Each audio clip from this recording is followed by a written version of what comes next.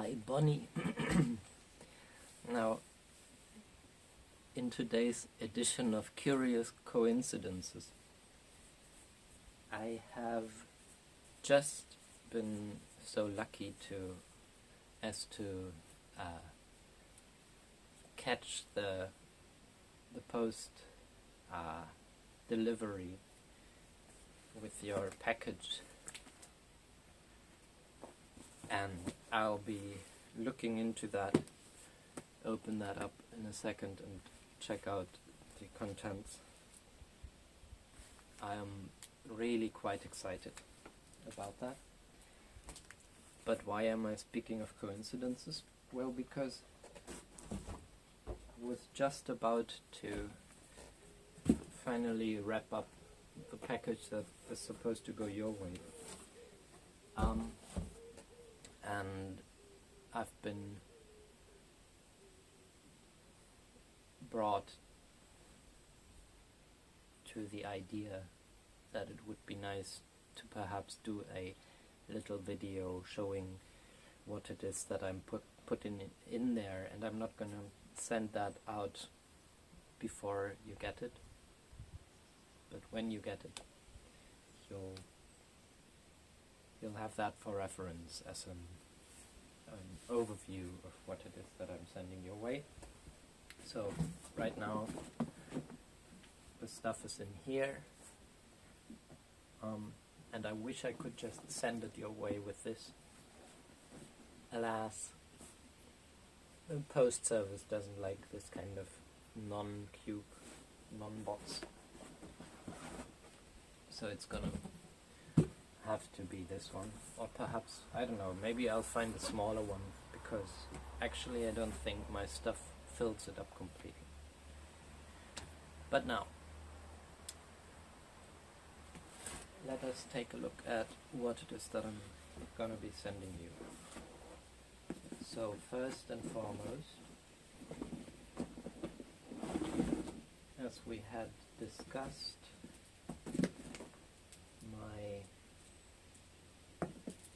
the primary structure of interest was this one, and in our last call we went a little more into depth on what it is in the way that I'm looking at it. And in a way to make that more clear, I thought I'd send you a single one as well, which in this case has a little bit stuck in it, which is basically just the shape of the inside cavities of these. And these are, as you may recall, from the way that I understand them, these are compound structures constructed or not constructed, structured by putting together rings of 8 eyes, right? So this here is a ring of 8 eyes, and I think, let me just make that, count those, this is 3, 6, I think it's a dozen 8 eyes in any one of these rings, and then from one of these rings I have another ring going up and another one going over here, and that basically generates a structure like this, which has properties of 4 eyes, as in there's 1, 2, 3, 4 of these hexagonal openings here. There's also 1, 2, 3, 4 of these center nodes, which would be somewhat corresponding to the 4 spheres in the 4 eyes. There's also some 8-eyedness going on, because there is these tips, and altogether that's 6 of those, reminiscent of the 6 spheres in an 8 eyes.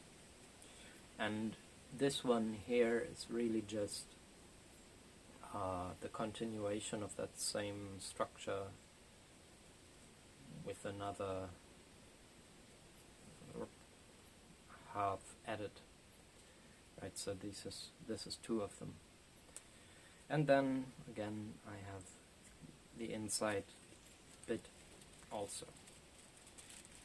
Because as always when I do these structures, when I create them, I'm like, oh, I wonder what that looks like. Like, what would the inside of those kinds of shapes look like? And also, just to mention that once more, these are by no means all the 8 eyes arcs that we can do here.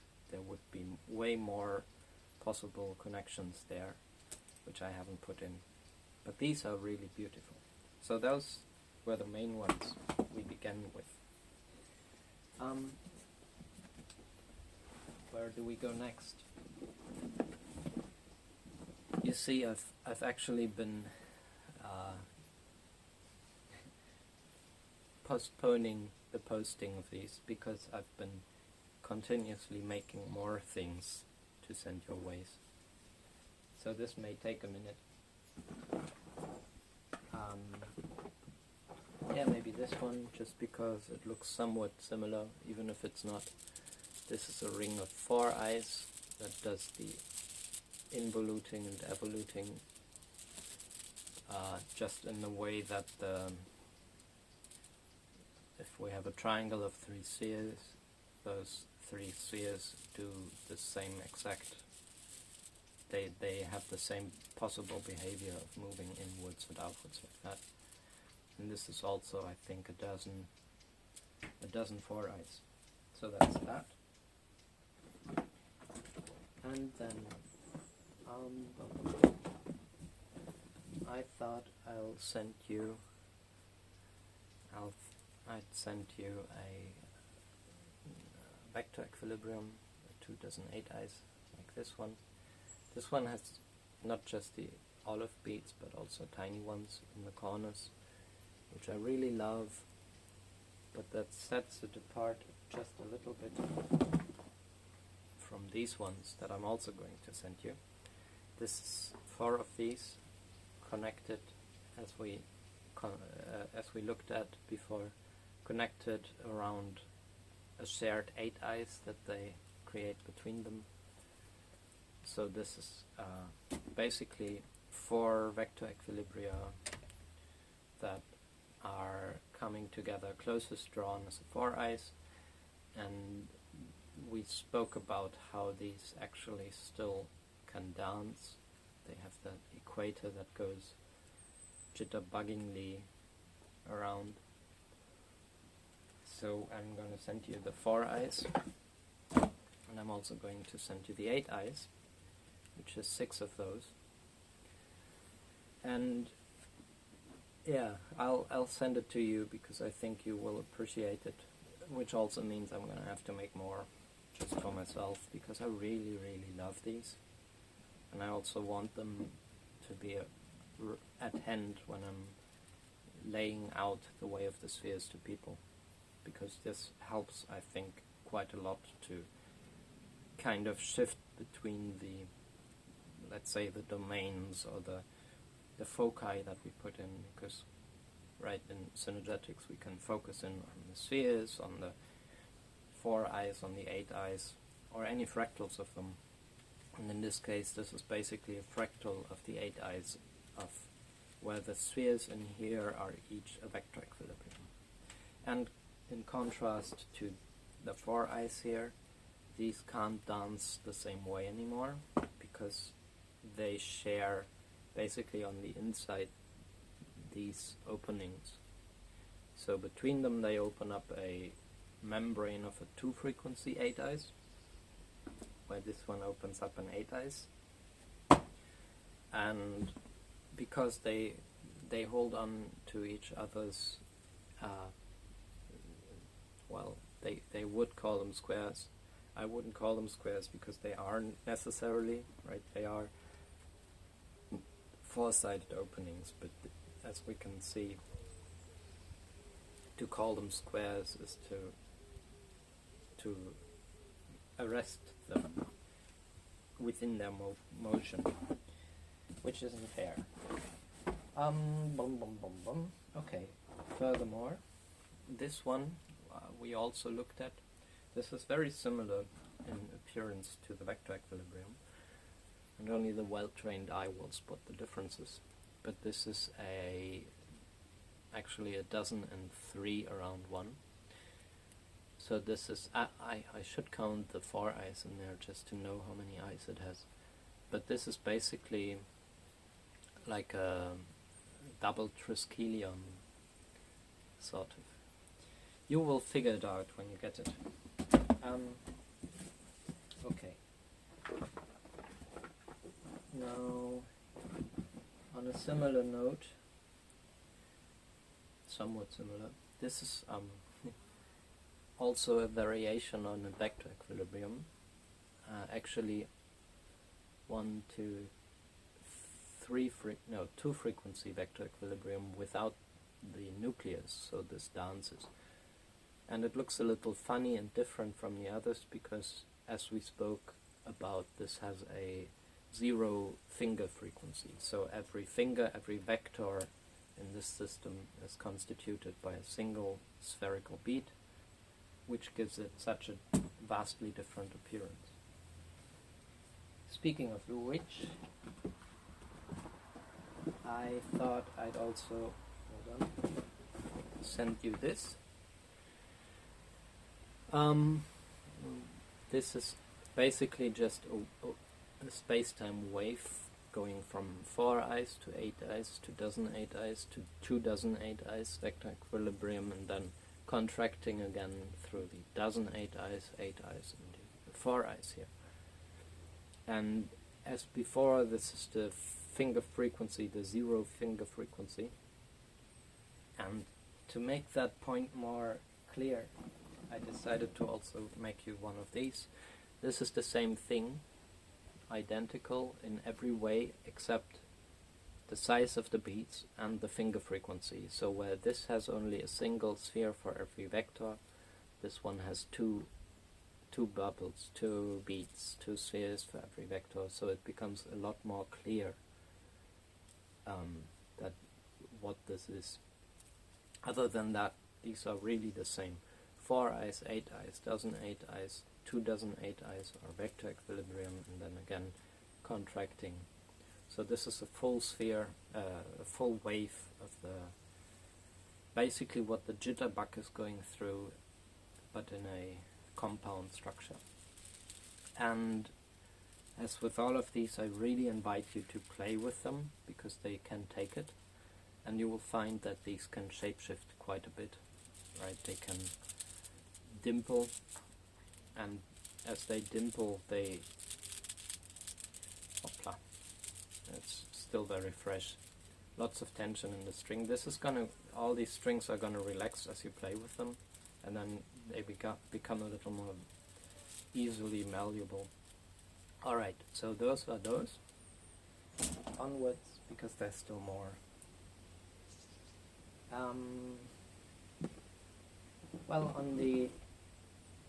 on that kind of trend of the finger frequency 0, I thought I'd send you this, which is just a tetrahelix, but the tetras in this case are single beat per vector, so finger frequency 0 again, which again gives it a very distinct kind of look compared to what the same thing looks like when the beads are not spherical but elongated like this. This is the same structure, the same tetrahelix. I don't know if they have the same handedness, possibly, not quite sure. I think so, yeah, they have the same handedness. They don't have the same number of 4 eyes in them. I think I didn't count them, but this is more than those. But other than that, it's the same kind of structure.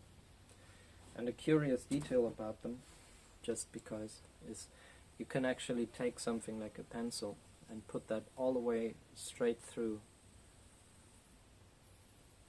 this helix here. Oop, and then drop it and break the pencil, of course. But yeah, that's fun. I mean, this is such a twisted thing, and still there is that one kind of central direction, that central axis to go through. Cool. So that's the helixes. What else?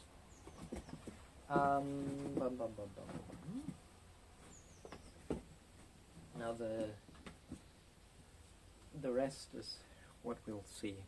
I also thought I'd send you one of these, which is in this case a membrane of the vector equilibrium of closest drawn spheres. The connections in this are going a different way. In most of the things that I've shown so far, or in all of them, the holes, the bars in the beads go along the vectors, whereas in this one they go radially. So this is what I would call a double membrane, because what we find on the outside, all those connections with the string, are also on the inside. Same thing. And you can see how this is really quite malleable and transforming, because it isn't omnitriangulated as it is. One can get it to be, more or less in the place of balance, where the supposed square faces, which are neither square nor faces, are more or less balanced in their center, and then it really is kind of like the vector equilibrium, but also when these are actually drawn together, the whole thing turns into a higher frequency. This is 4 frequency, a 4 frequency dozen 8 ice membrane. Right, so that's kind of demonstrating that transformation.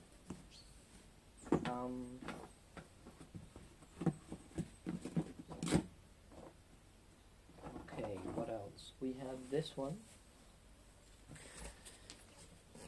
which I thought I'd send you because it's my favorite shape. So this is a 2 frequency 8 eyes. But I've played a bit with the kinds of beads that I put in there, because it's both spherical beads and the olive beads, and this really shows very, very, very obviously and clearly that in the heart, in the embrace of the 2 frequency 8 eyes here, lives a vector equilibrium, right? And I really love how this shows that. This one looks a bit, related. It is, but it's not quite the same thing. This is, let me think how many eyes. This is 6 times 4, 2 dozen. It's a 2 dozen and 4 eyes. Otherwise, perhaps known, I think it's what they call an Archimedean solid. Nothing solid about this. Plus, the Archimedean solid is consistent of 4 triangles and 4 hexagons, where this is all triangles. So we have omnitriangulation, and this is only a membrane. Of course, there's no interior structure on this, which is why it can breathe a bit. It can expand somewhat and contract. And I love how quite spherical it becomes like this when all of those hexes are actually bulging outwards. And I really just love this structure. And there's also other ways in which this can potentially transform that are for you to figure out, if you like. All I'm saying is it may dimple a little in some ways. Okay, so that's that.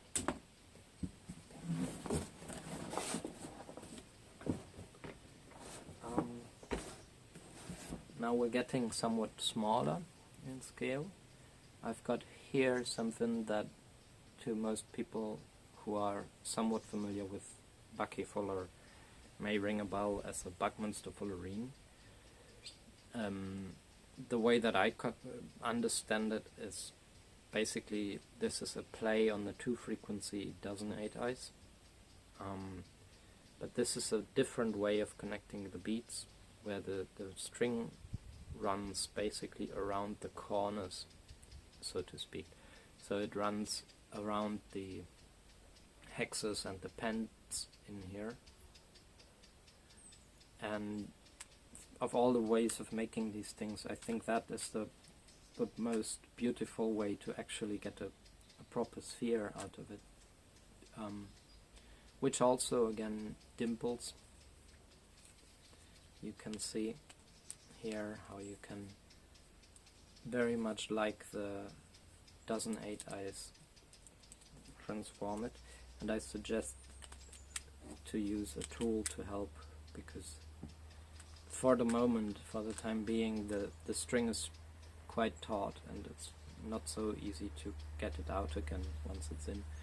And besides putting dimpling in the 5-finger corners, one can also do the same with the hexes here, which has a bit of a different effect, because there's other symmetries involved. But you know how they say, reinventing the wheel. I think this is, you know, rediscovering, recognizing that the wheel has been around for a long time before people came up with it. I've actually got a bone, I don't know if it's from a fish or a bird, found it by the lakeside, which has the exact same characteristics and shapes as such a dimpled dozen 8-eyes. It's kind of clear that it's just a high frequency variation on that. So that's that. And as I had done this, I thought, for completeness' sake, I'd not just only give you this variation on the dozen 8-eyes, but also one on the 8-eyes. So this is the same basic principle, the same kind of technique, but in this case it's hexes and quadrilaterals here, and then we have one that is basically a play on the 4-eyes, based on the same principles. Okay, now we're getting closer to the end. I thought I'd send you at least one of my little cardboard creations as well. And I really love this shape for quite a few reasons, not least as just a container for tools or something to scoop up beads and, you know, drop them into place or whatever. We also use this to fill our pillows that we've created with their filling, perfect for that. And this was from a lamp with a kagome weave bamboo, which is actually just over here, out of frame. That one. So that's that.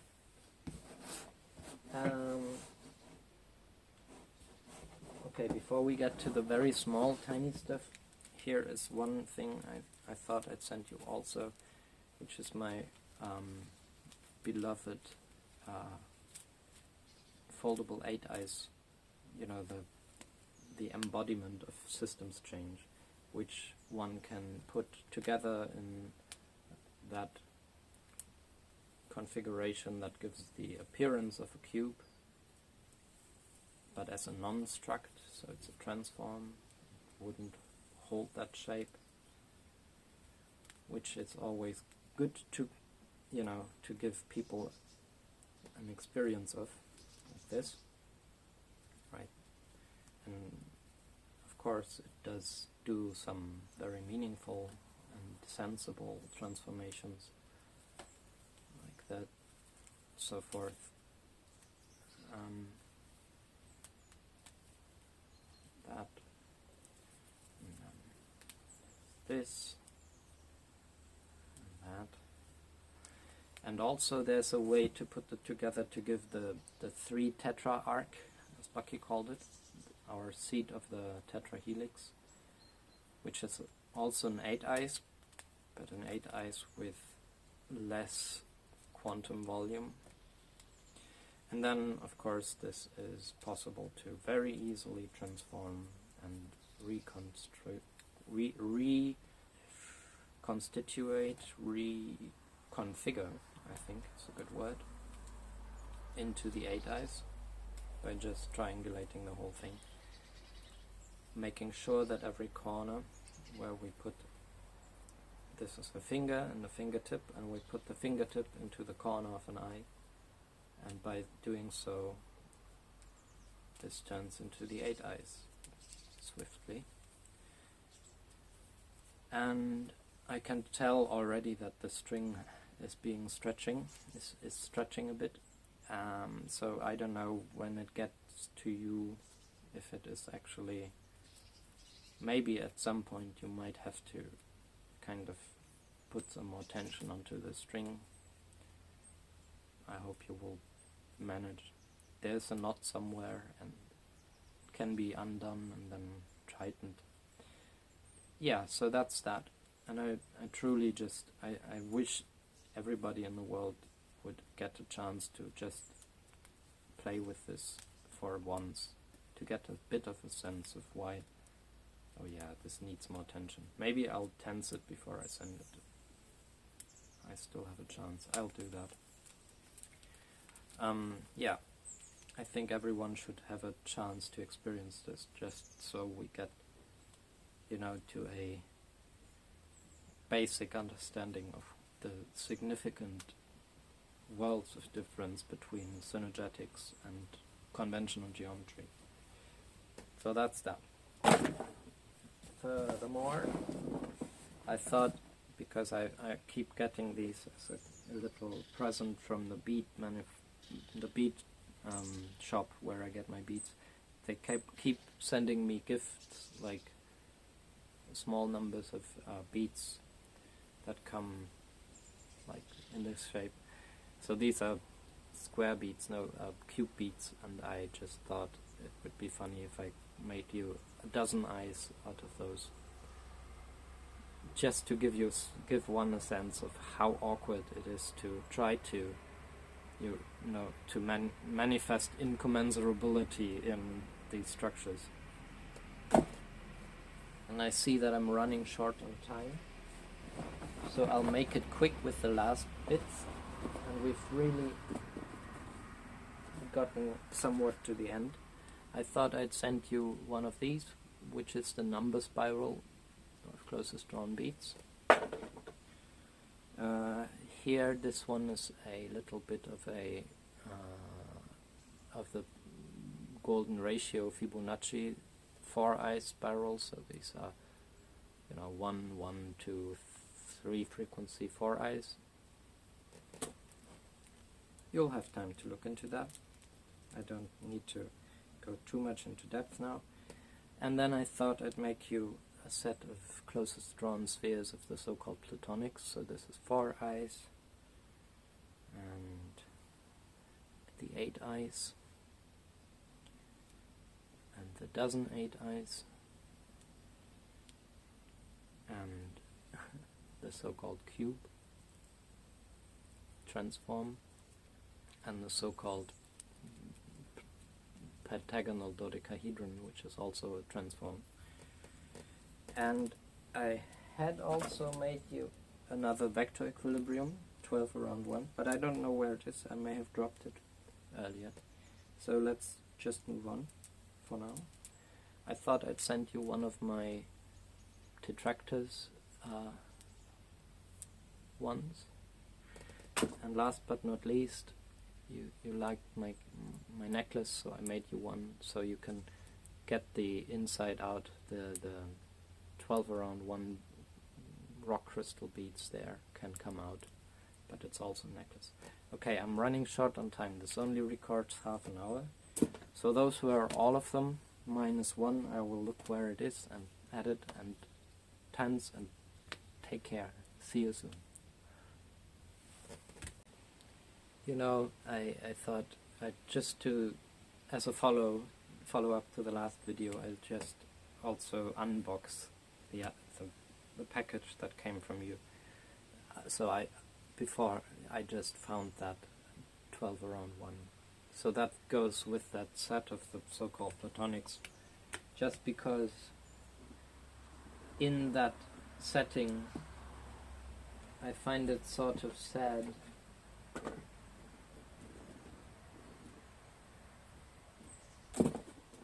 that they throw together those actual structures of space-time with these silly transforms called cube and dodecahedron, when really I think the much more relevant set and family is the closest drawn spheres. So there's 4 eyes, 8 eyes, dozen 8 eyes, and 2 dozen 8 eyes, all belonging to the same transformation of the jitterbug, the dance of the Tao. So those also go your way. That's your package.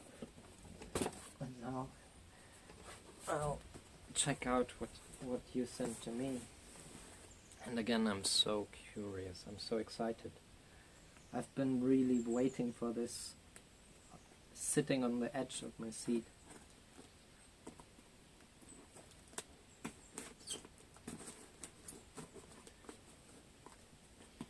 So, there we go, opening that up.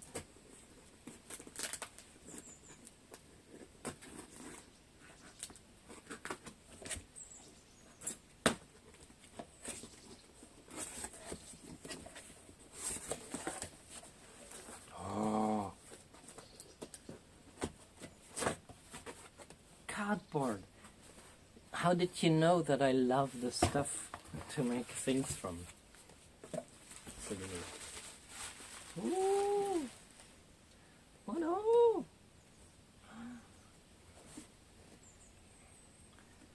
So first we find Buckminster Fuller, Anthology for a New Millennium by Thomas T.K. Zung. That is exciting. I have no idea what is waiting for me, but I'm all here for it. And then of course the main course. Oh, this is so good. The last time I got a book shipped from the States, from Turtle Island, was Synergetics 1. And here's number 2, Synergetics 2. Oh, this is so good. Oh, this is brilliant.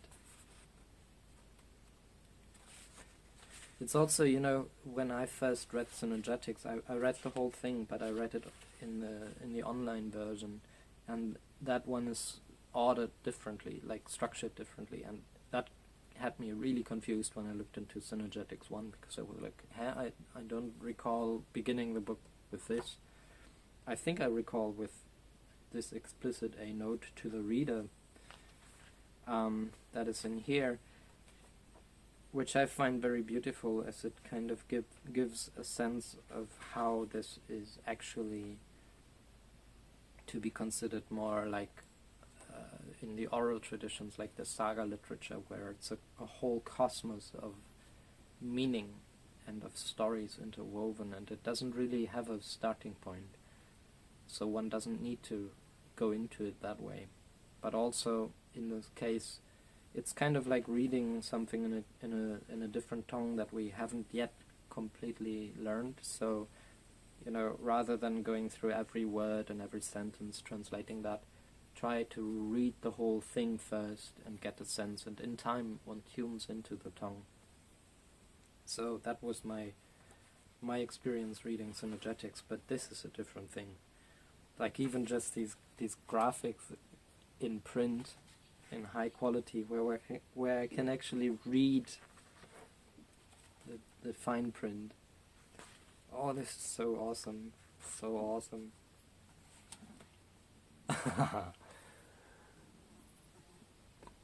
Oh, this is so good. This is all the stuff that I put into the other box, but in in the metaphysical incarnation. And as you said, this is pretty much in mint condition. What a treasure. My precious. I'll put this one to the side for that moment. What have we here? This is a Doubleday anchor book, R. Buckminster Fuller, Education Automation. I'm looking forward to reading that because I haven't yet. And I think from the gist that I got from other of Bucky's writings, I think it's very curious how it kind of forebodes or foreshadows what we do have now with, you know, the likes of YouTube and stuff, where we can automate education in a way, but not just education in the terms of, you know, science and language and so forth, but actual craft. Consider how many crafts people are sharing what they do via YouTube and the likes. And for once it is possible to actually observe the hands and learn from them. So yeah, thank you, that's so good. Okay, before I go to the lower layers of this, here's a little box that says, a porcelain gift for you from my porcelain collection. Now, I think you said something about this. I'll be very careful picking this up. Ooh, lovely. I think these are beads that you spoke of, that you would send me. Porcelain beads. It's 5 of them. If it were 6, I could turn them into a 4-eyes. But I'll find some good use for them. What I love about them is that, contrary to the cubic beads that I showed earlier, these are considered, like, they tell me when I look at them that the person who came up with those thought in terms of cubes, because the bore, the hole drilled through the beads goes, you know, orthogonal to the faces, so it's basically going from face to face, face-centered. Whereas in these beautiful beads, the bore, the hole, it's not really bored, right? The holes in here go between the corners. So in that way, these are actually much more easily comprehended as 4-eyes. But that's not all, because there's also this. Wow! Wow! There's a lot of holes in this.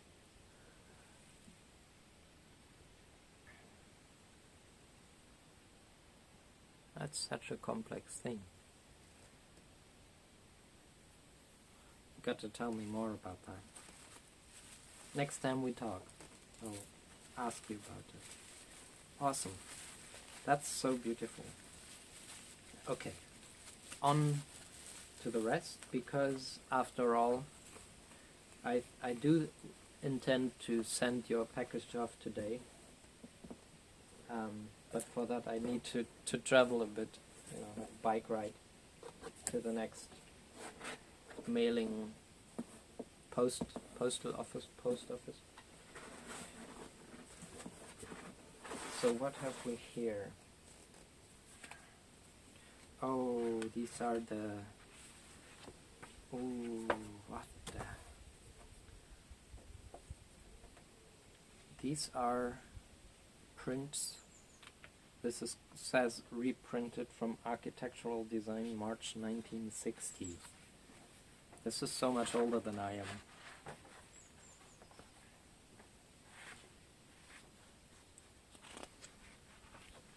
Wow.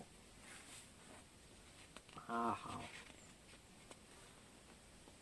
Ooh. It's got the Dymaxion map in it. and a lot about geodesics and Dymaxion houses.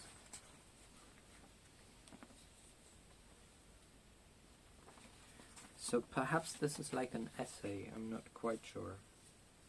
But it does look somewhat technical in its terminology, and it's really into, you know, what the dwelling machine needs to be and look like.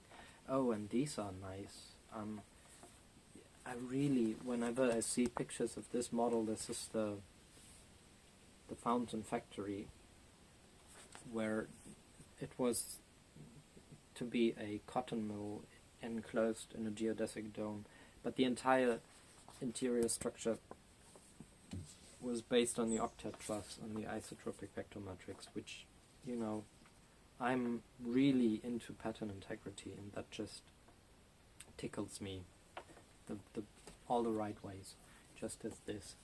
This is so good. So yeah, more to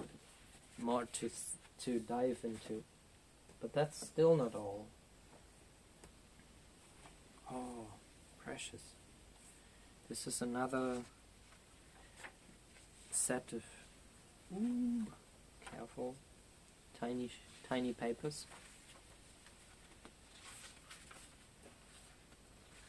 Wow.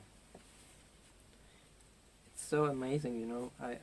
I'm familiar with these diagrams from Synergetics, but these are different kinds of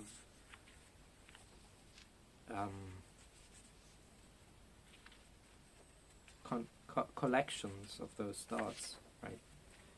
Like this is like almost like an add-on to Synergetics. You've got to tell me when we talk again what these are exactly. Horizontal is to die, vertical is to live. Wow. Now that's something we could talk to. We could talk about.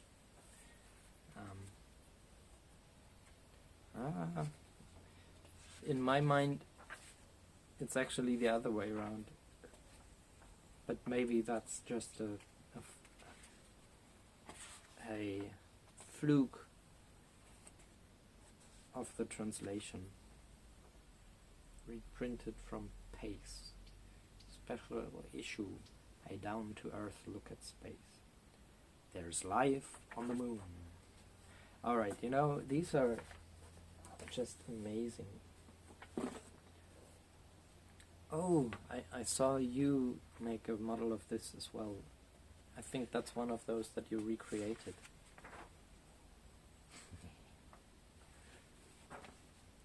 My favorite Bucky, completely submerged in models. That's so good and so relatable. Wow. You know, these are so beautiful. And one more. Oh, even more than one. What is this? Ah!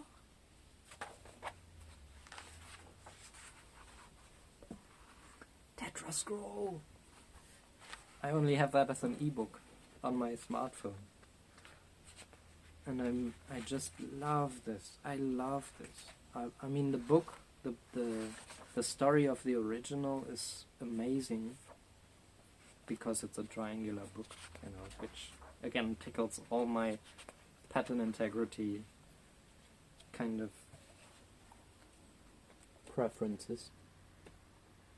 But then the story of Tetra Scroll is beautiful, beautiful story, and not last but not least, it's actually so that the book is filled with these lithographs.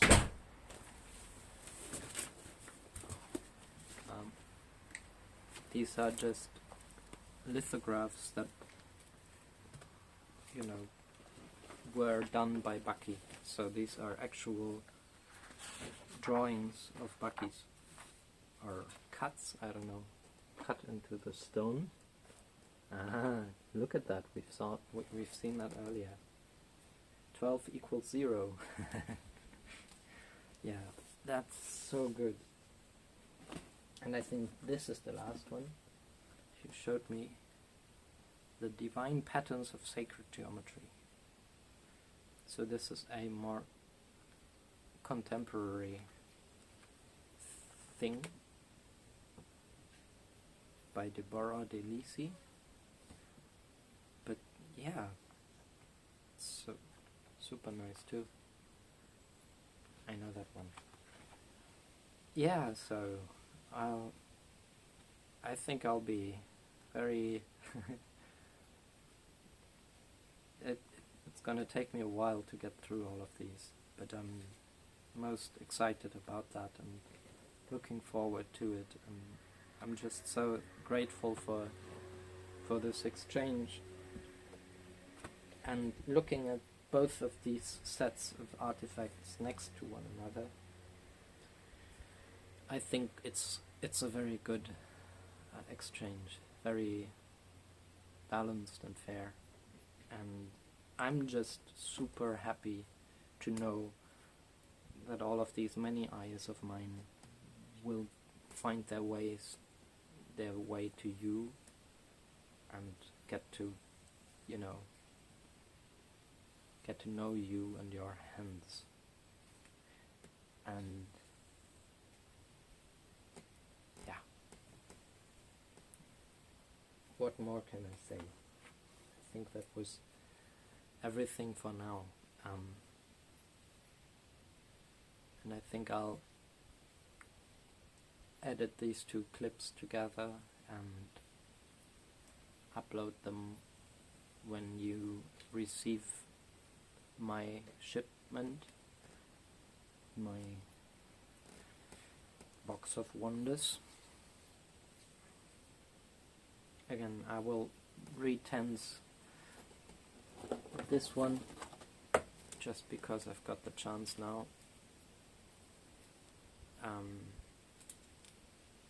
Or maybe I don't. I'm not quite sure. I think it's alright. Nah. It needs a bit more. It needs a bit more tension. So that's what I'm gonna do just before I get this to the post office and send it to you. But thank you, Bonnie. Thank you so much for all of these precious treasures. And I talk to you soon.